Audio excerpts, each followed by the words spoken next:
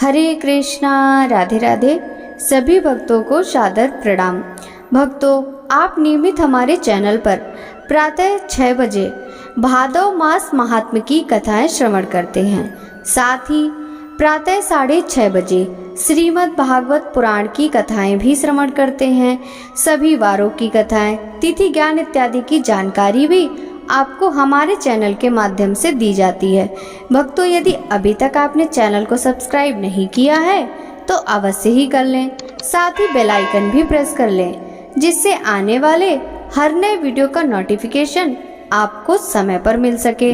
भाद्रपद मास महात्म्य के कल के अध्याय में एकामक्र क्षेत्र तथा पुरुषोत्तम क्षेत्र की महिमा का रसपान किया था। भक्तों, भाद्रपद मास महात्म्य के आज के इस अध्याय में अवंती के महाराज इंद्रगुम्न का पुरुषोत्तम क्षेत्र में जाना तथा वहां की इंद्र नीलमयी प्रतिमा के गुप्त होने की कथा का रसपान करेंगे।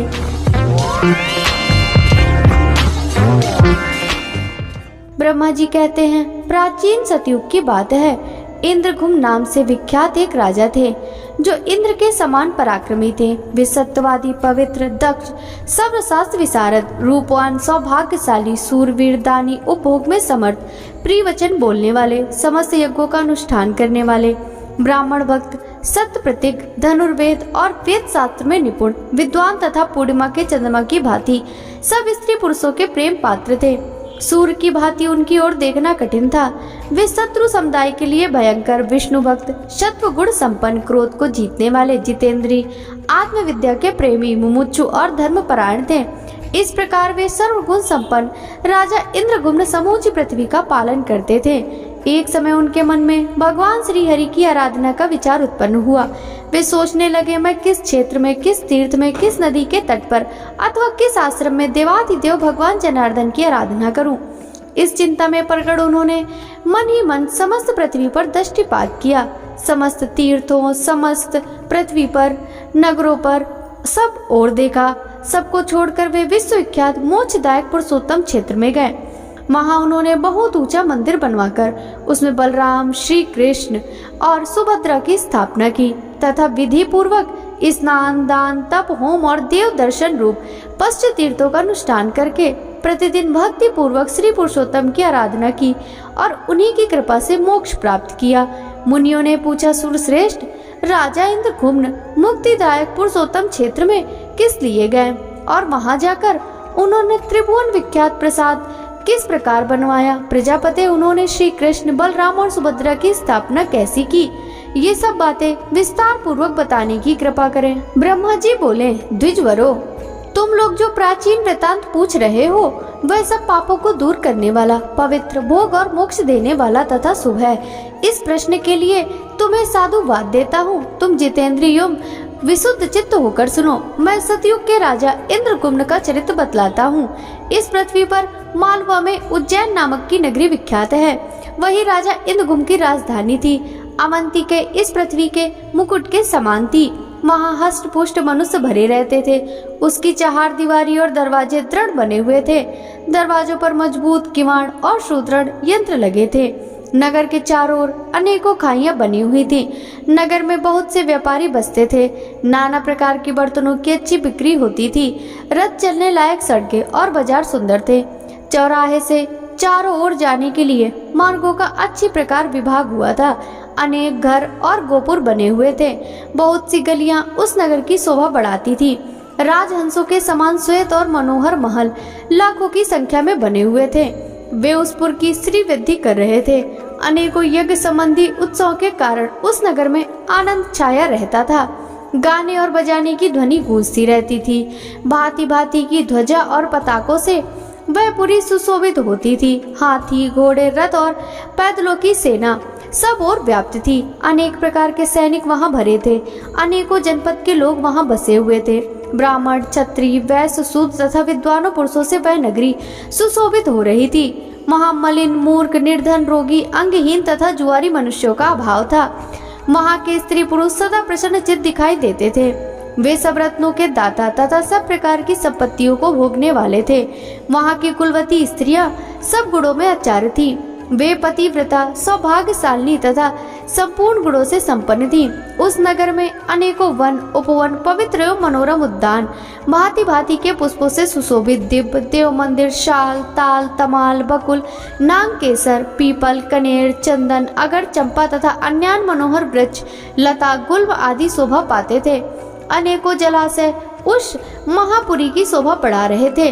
अवंतीपुरी में त्रिनेत्रधारी त्रिपुर शत्रु भगवान शिव महाकाल नाम से प्रसिद्ध होकर रहते हैं। वे समस्त कामनाओं के पूर्ण करने वाले हैं।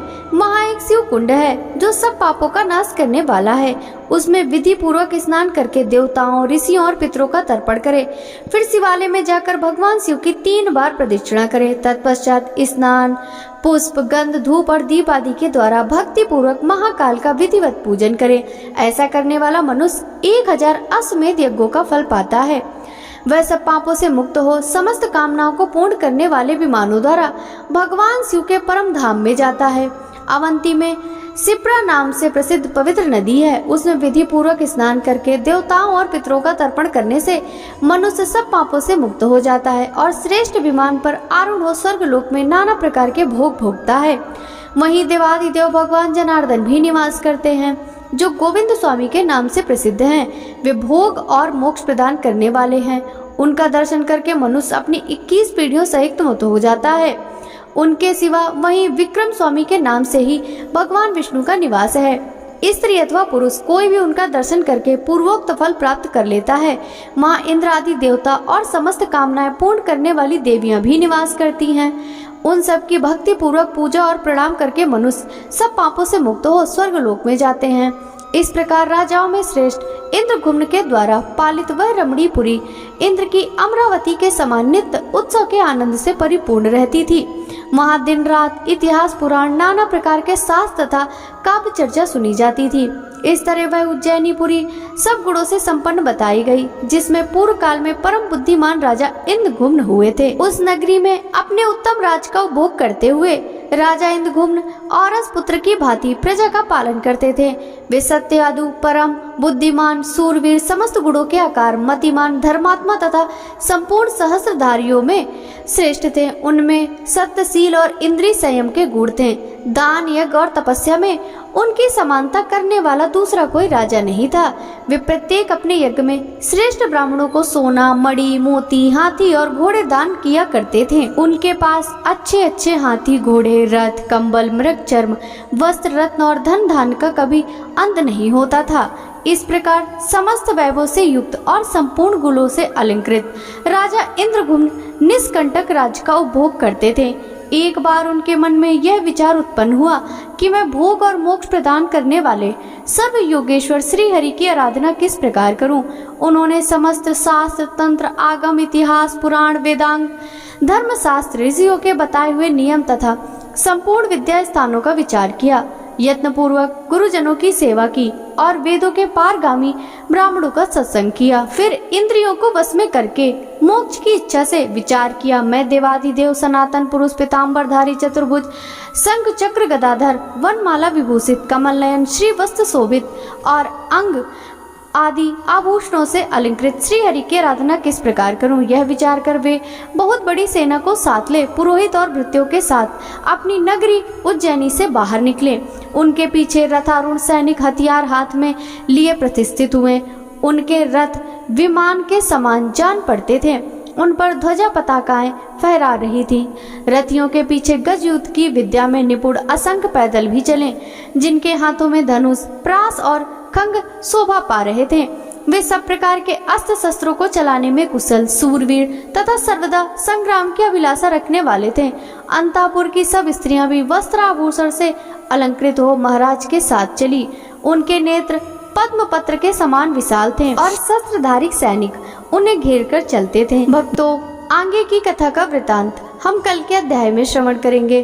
भाद्रपद मास महात्म्य की यह कथा यदि आपको अच्छी लगी हो तो इस वीडियो को लाइक कर ज्यादा से ज्यादा भक्तों के साथ शेयर कीजिएगा। साथ ही वीडियो के कमेंट बॉक्स में जय जय श्री हरि विष्णु लिखना बिल्कुल भी मत भूलिएगा। आपसे मिलते हैं भाद्रपद मास महात्म्य के अगले अध्याय की कथा के साथ। तब तक सभी भक्तों को हरे कृष्णा, राधे राधे, हर हर महादेव।